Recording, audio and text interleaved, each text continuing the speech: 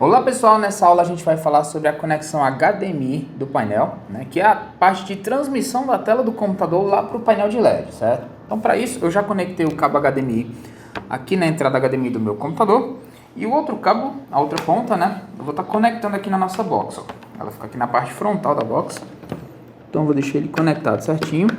E perceba que após conectar não mudou exatamente nada, o nosso computador já reconheceu que tem uma conexão HDMI, porém o nosso painel continua exibindo o conteúdo da memória e a gente consegue alternar entre a exibição do conteúdo da memória interna e do meu computador, fazer essa transmissão de forma manual, clicando nesse botãozinho de switch que tem na frente da box. Então se eu der um clique, ele já está exibindo o meu monitor, né, na tela do meu computador. Se eu der outro clique aqui, ele volta para a memória interna. Perceba que sempre que eu faço isso, o meu computador ele reconhece a conexão, né?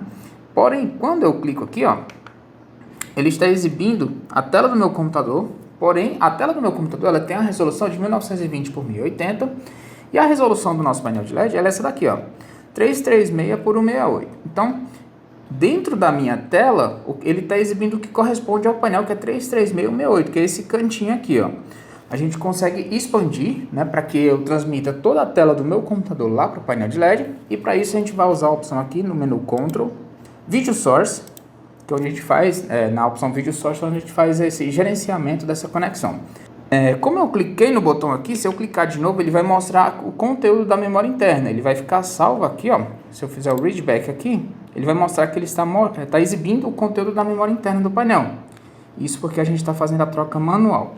Se eu marcar aqui preferencialmente HDMI, percebe que quando eu dou um clique aqui, ó, ele já exibiu automaticamente a tela do meu computador. E ele vai fazer isso de forma automática quando eu retirar o cabo HDMI. Ele já volta para o conteúdo da memória interna. E quando eu conectar novamente, ele já exibe a conexão HDMI. Então a gente marcando essa opção preferencialmente HDMI, ele já faz isso de forma automática, sem precisar clicar no botãozinho de switch aqui para estar fazendo essa alteração.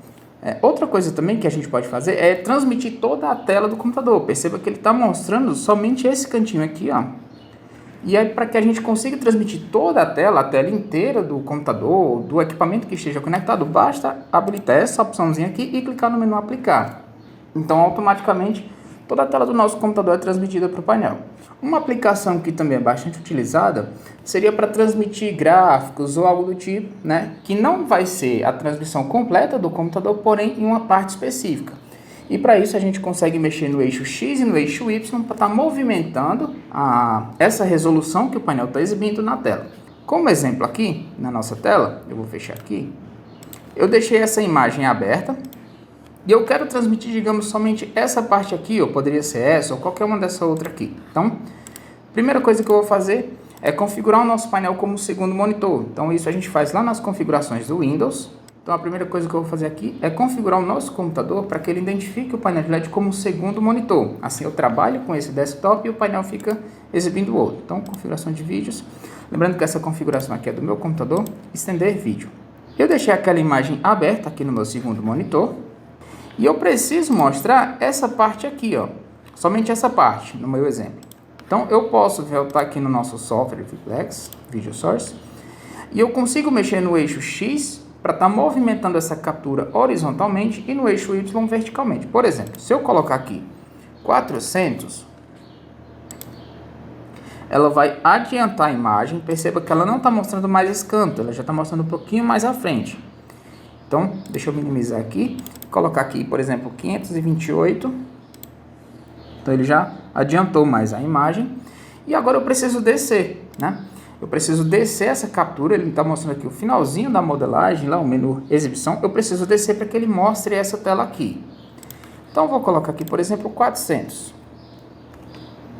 Clico em aplicar e pronto.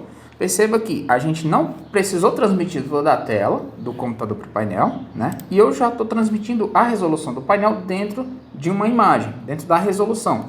Então, eu movimentei a resolução do painel no eixo X e Y, verticalmente e horizontalmente, para encaixar certinho ela no local, no ponto específico que eu quero exibir.